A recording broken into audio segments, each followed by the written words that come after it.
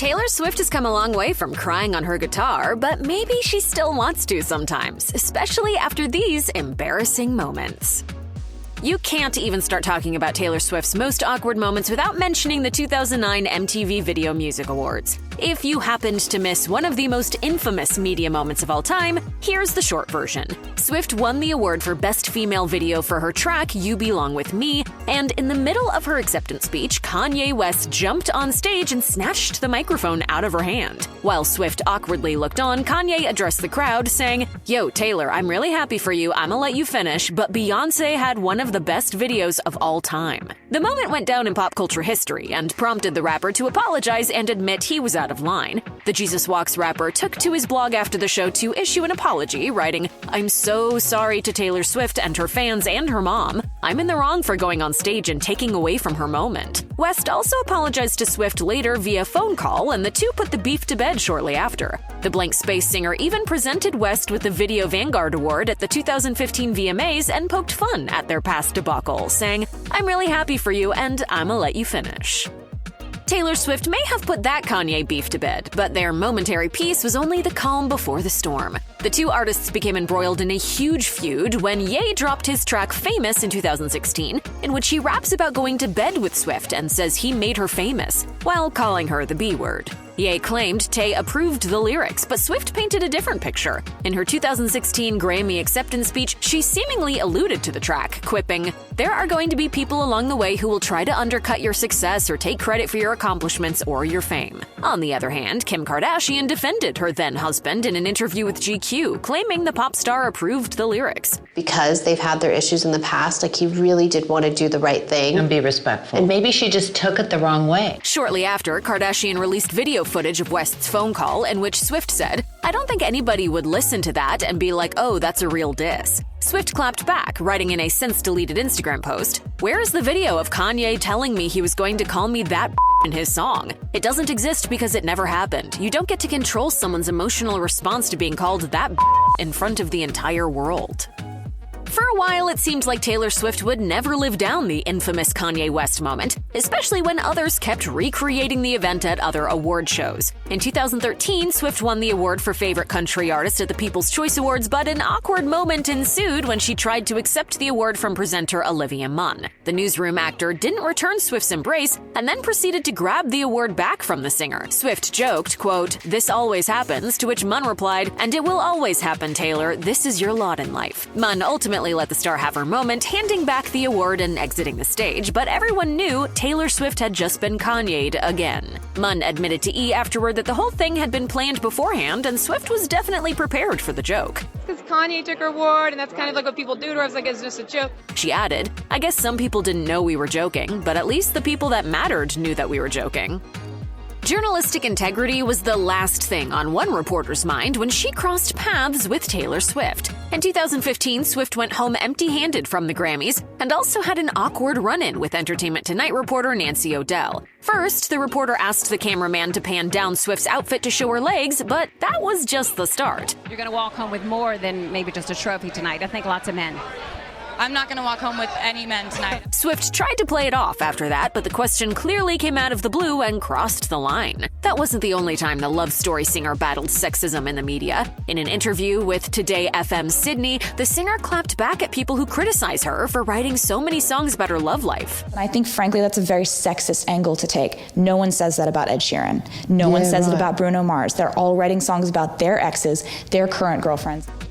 T-Pain had an interesting story about Taylor Swift while hosting the iHeartRadio Music Awards in 2019. During the show, the rapper spoke about how the two first met in the most cringeworthy way possible, saying, "The first time we met, you're so much taller than me that I thought you were standing on something. Without looking down, I tried to stand on whatever I thought you were standing on, and bam, headbutted you right in the boob. I'm so sorry. That was not my intention." There's no telling what Swift was thinking during the awkward story, but she seemed visibly uncomfortable in the audience. Fans took to X to share their reactions, with one person saying, "This T-Pain exchange with Taylor Swift was the most awkward thing I've seen in the history of forever. #EekFace." Despite the cringy moment, Tay did take home the award for Best Music Video for her track Delicate, as well as the award for Tour of the Year.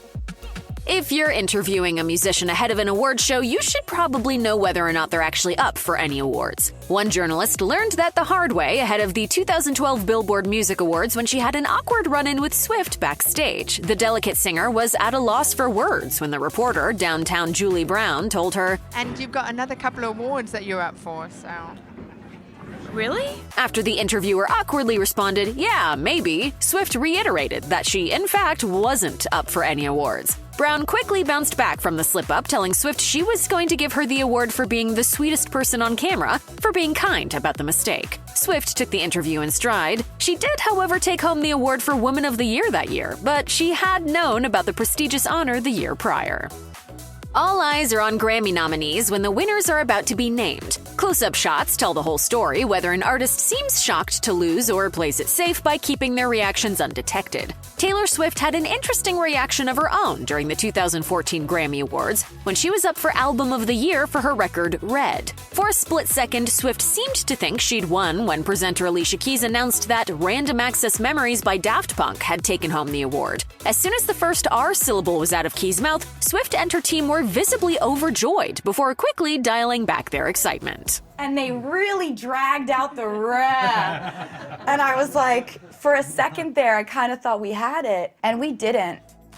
Taylor Swift has long endured jokes about her love life, but the star had enough in 2013, after presenters Amy Poehler and Tina Fey referenced her at that year's Golden Globe Awards. At the event, Fey took a jab at Swift's dating history, saying, "You know what, Taylor Swift, you stay away from Michael J. Fox's son." Poehler then joked that Swift would go for it, and Fey followed up with, "No, she needs some me time to learn about herself." The audience thought it was funny, Swift not so much. Swift clapped back in an issue of Vanity Fair, apparently alluding to the comment when she said, "You know, Katie Couric is one of my favorite people because she said to me she had heard a quote that she loved that said, 'There's a special place in hell for women who don't help other women.'" The message was clear and kind of surprising for the actress and writer. Fey addressed the drama during an interview with Entertainment Tonight. "I really thought if anyone got mad at us, it would be James Cameron. I did not see that one coming. It was a joke, and it was a lighthearted joke." Poehler, on the other hand, was a little more sympathetic, telling The Hollywood Reporter, "I feel bad if she was upset. I'm a feminist and she's a young and talented girl." Eventually, Swift must have cleared the air with Poehler since they seemed to get along at the 2020 Golden Globes.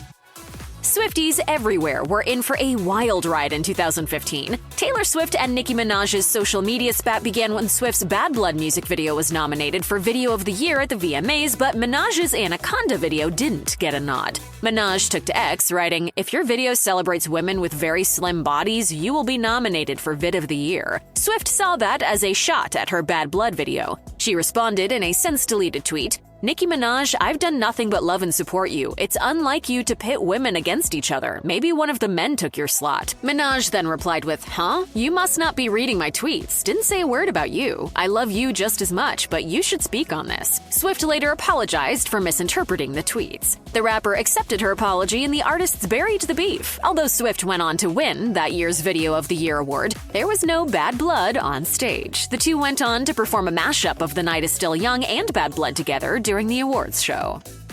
With Taylor Swift's Eras Tour projected to generate over $5 billion in consumer spending alone, it is set to be the highest-grossing tour to date of any artist ever, potentially. That said, the show must go on, even if that means that Swift has to cough up a bug. That's right, the cruel summer artist had to stop the show briefly during a Chicago tour stop when an insect flew into her mouth. The singer coughed before saying, "I swallowed a bug, I'm so sorry, oh, delicious, oh god." Is there any chance that none of you saw that? Yeah, it's safe to say everybody saw that. Taylor Swift was in for a rude awakening when she stopped by The Tonight Show starring Jimmy Fallon in 2019. During her interview, Fallon surprised the singer by revealing to the audience that she had laser eye surgery. Didn't you just get LASIK surgery? I did. How do you know that? Fallon questioned the singer on whether or not she took painkillers after the surgery, and Swift, still flabbergasted, cautiously said she had. That's when Fallon admitted that Swift's mother had filmed her after the surgery and gave him the video of her loopy on painkillers. It wasn't the one I wanted. Stop, you can't cry. The audience loved it, but Swift could only watch in horror as the Sleepy Banana saga played out for a national audience. The Lover singer was in shock at how Fallon pulled off getting the footage, and Bananagate lives on in Swift history. Don't fall asleep eating a banana, okay? I'm not asleep. My mind is alive.